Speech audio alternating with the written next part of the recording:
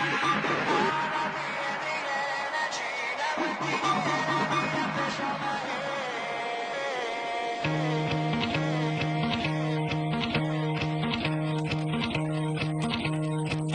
watch how the moon sits in the sky on a dark night, shining with the light from the sun. The sun doesn't give light to the moon, assuming the moon's gonna owe it one. It makes me think of how you act to me. You do favors, then rapidly you just turn around and start asking me about things that you want back from me. I'm sick of the tension, sick of the hunger, sick of you acting like I owe you this. Find another place to feed your greed while I find a place to rest.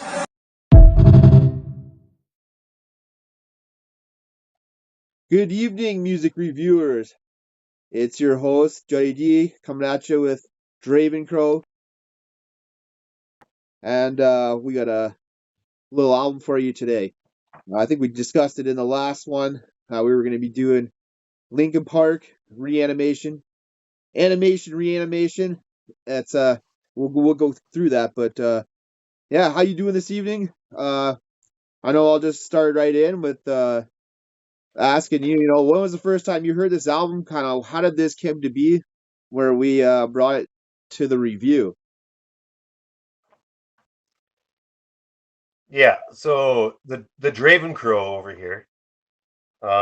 This was hot on the press in the year 2002 is when this came out. All right.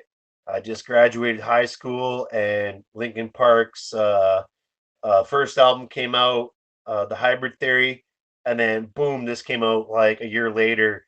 And I don't know about you, but at that particular time, I mean 2001, 2002, the big guys in the show are it's rap rock. That's what's kind of dominating the charts. It's futuristic and experimental in my opinion, because they released an album, The Hybrid Theory, and then that had such great success, right? Super success, like one of the best new metal albums from that period in that genre.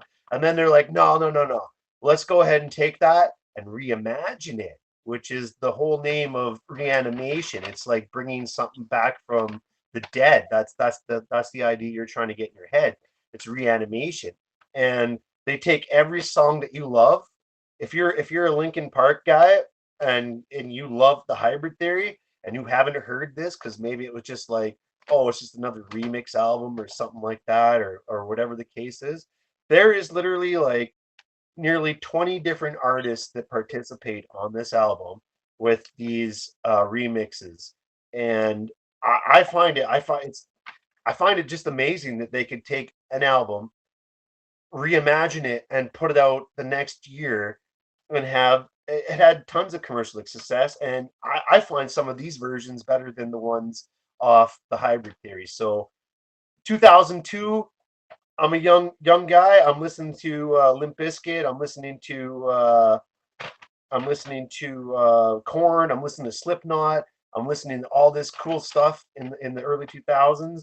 But this one stuck out to me as being like, it's a vision. And we can talk about like Mike Shinoda, which is the guy, not Chester Bennington, but the other guy that puts these beats together, and they were a duality.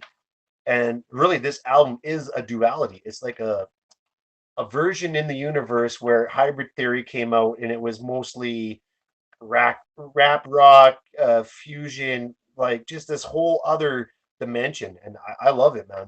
That's why I picked this album, and that's why I schooled it to you. And I don't know, how do you feel about it, brother? Yeah, man. I mean, like, I got to be honest with you. This was the first, not the first, like, it was the first time when you introduced it to me that I had a couple of weeks to listen to it previously. But I know, I think I listened to it a couple times in the summertime, and then in the last couple of weeks, I knew we were doing it, so I've just been listening to it over and over again. And like you said, it's that first album plus or minus a few songs here and there, I believe. Um, just reimagined, right? And I mean, that's some of the Linkin Park's classic hits. I know a lot of my favorite Linkin Park songs are on that album, and just to hear them remixed in a different version, definitely interesting. And like we were talking about before, I think is like they could have taken this direction if they wanted to, and probably been successful. with this style of mixing and you know how they went about introducing other artists into this album. But yeah, I know it's a great album for sure. I definitely enjoyed it, and definitely be in my library to listen to it sometimes in the future. I mean, it flows very well, and so you were saying, was this the first Linkin Park album that you owned, or it was the second one? No, this was the second one, man. When Hybrid Theory came out, I got that fresh. I think I got it for Christmas because I put it on my Christmas list, and my mom bought it for me. So I found it under the Christmas tree. It was Linkin Park's Hybrid Theory because, like, when that came out, it hit in a whole different way. It was just stylistically different from it was metal for sure, but it also used elements of the rap rock, and like it was new metal. And if you look up the definition of new metal, if you go through that, you'll find people like Korn, find people like Limp Bizkit, Slipknot, all that. That was defined as new metal. So at this time, I'm a huge Pantera fan, Slayer fan, like Iron Maiden, all the good classic stuff. And then Hybrid Theory came out, and I was like, "What is this? This is new stuff. There's a new sound. It was a whole different genre." So yeah, so Hybrid Theory came out. I loved it. I had that album. That was the first Linkin Park experience that I had was the Hybrid Theory, and then just this came out just like a year later, just before. Well, it was released in July of 2002. But you'd have to go to the record store back in the day, kids.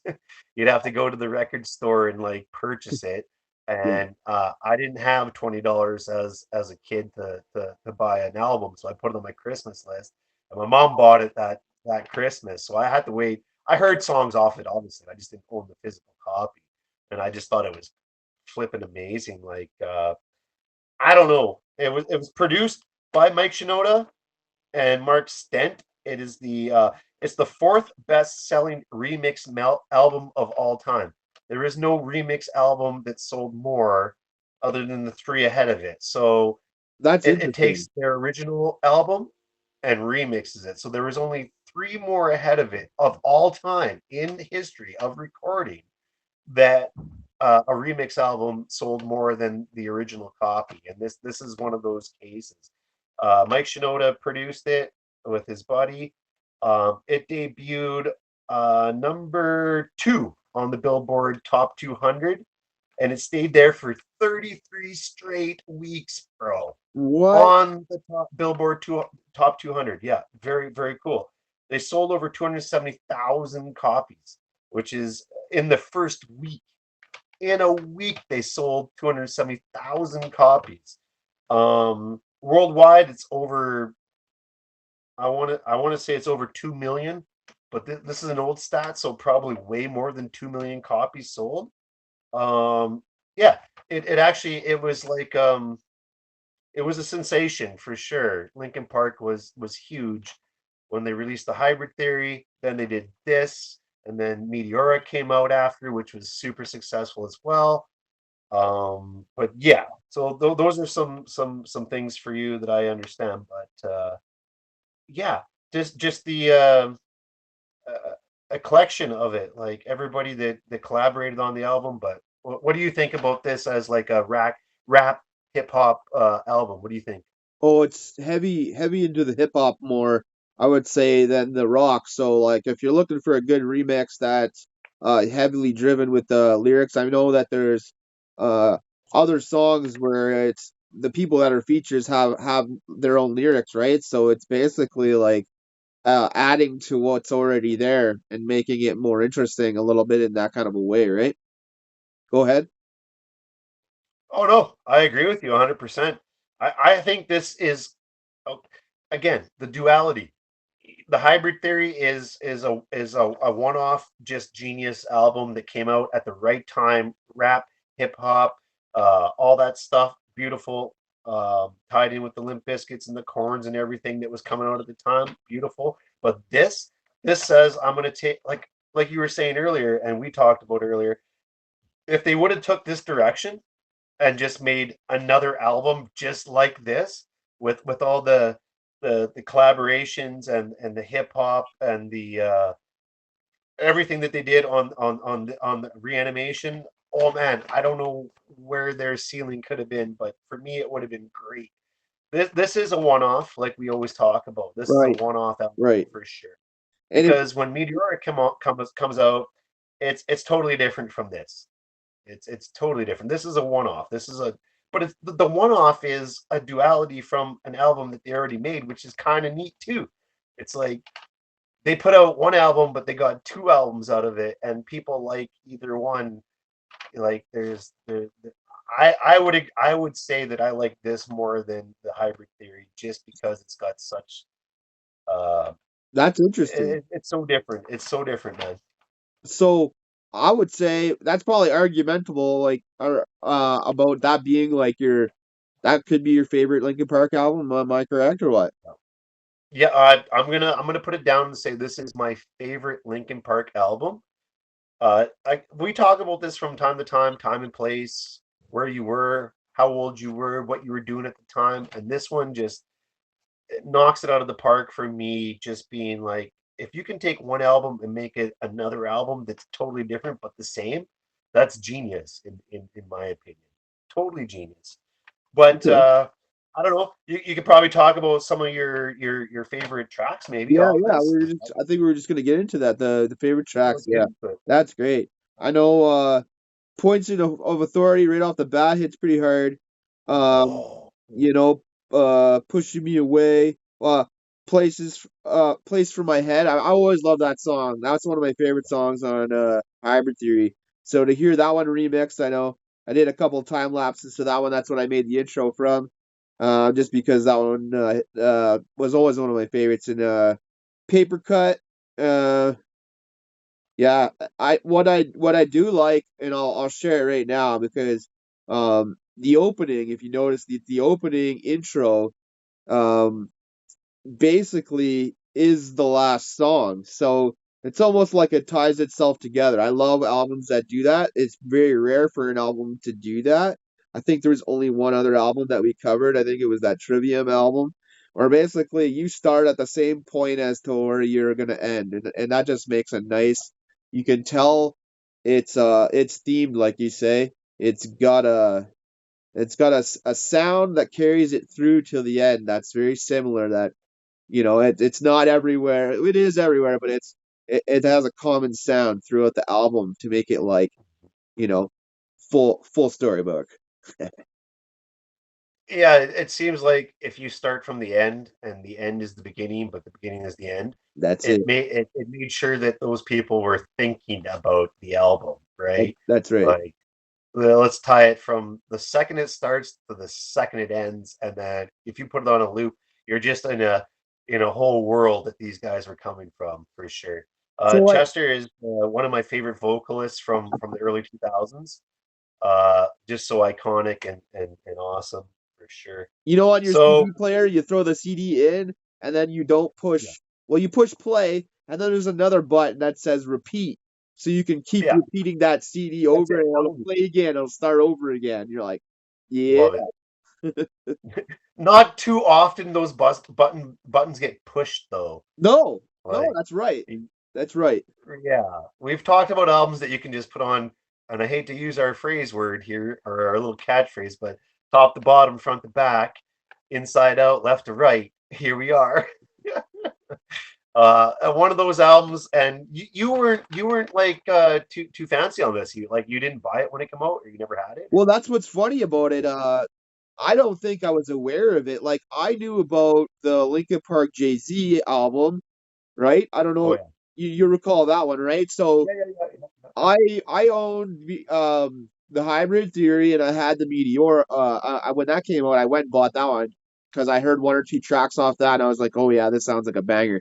Those two are my favorite albums. But if I would have owned this one back in the day, I think it would have meant more to me, like it does to you. Like it's that nostalgia factor that when you listen to it, it reminds you of a time, right? So I don't have anything to like draw it back to in my earlier days, for it to be like classic, more classic sound, like you're thinking in your viewing of it, right?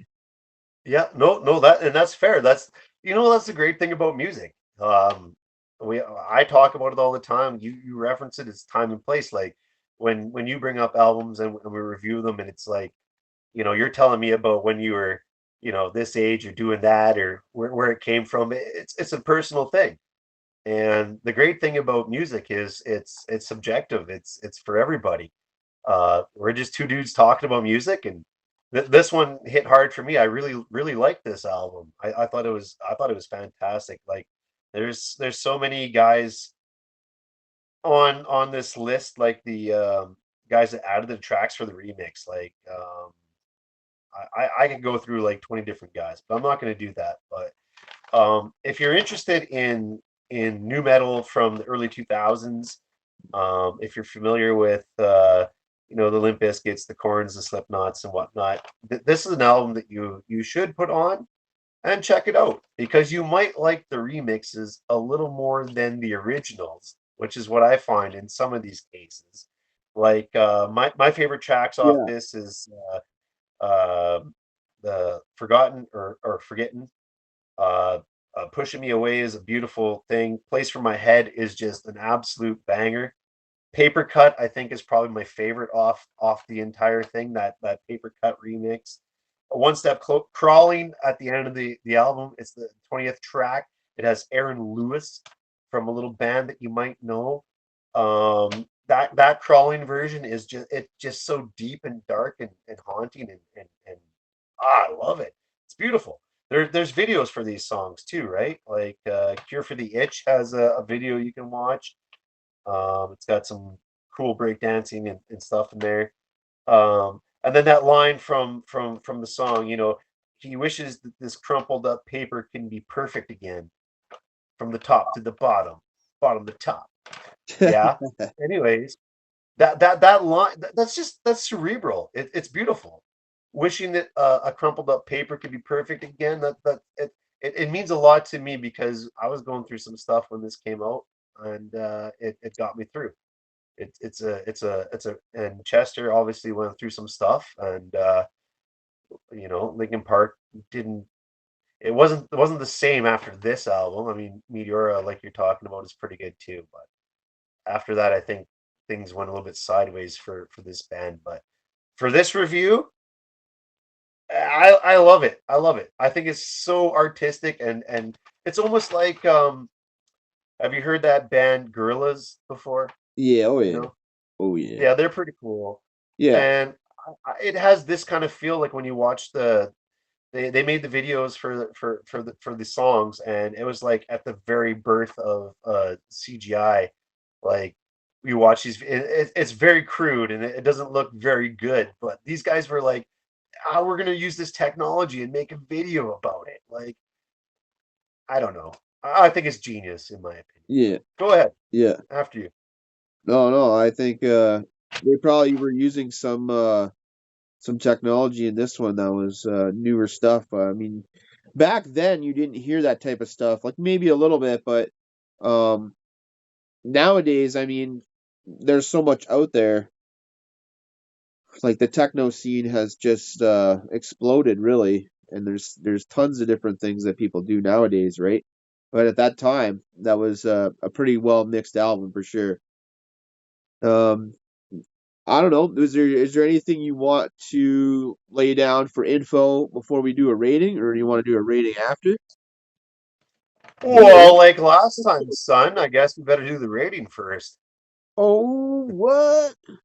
Oh, you go ahead first. You go give me the rating because You this want me to give me is a rating? Okay, well, I think I'm gonna say give it a 9.1. Like that album definitely um it's a repeat album, so you can listen to the whole thing. I don't think there's a bad song on there. So, I mean, for that, it's got to be above a 9. So, I don't I would say out of the Linkin Park albums, it is one of the better ones for sure. if you like the old school Linkin Park, I would definitely give it a listen. Absolutely. And then how about yourself? What are you gonna rate it? Well, I'm just so happy that you nailed it on the head. Like, if you want something, if you love Linkin Park, you already love Linkin Park. But if you want something different that you may not have heard that wasn't as popular, go ahead and pop this album on, because you might find that these remixes are, you might find them growing on you better than the original. That's all I'm going to say. I'm going to go with you, and I'm going to give it a 9. I'm not going to give it any more than that. I think you like this. I like this. I think the people out there will like this. So give it a try. Um, yeah. And as for the upcoming stuff, tell the people what's coming up next. That's your pick. Oh, it's my pick, eh? I Well, do believe it I is. think we were gonna stay on the rap rock because we're kind of on a trend here for a little bit here, and I believe we had discussed we were gonna do something by Rage Against the Machine, and we were gonna pick three out of the three albums, and have the other person pick one out of the three.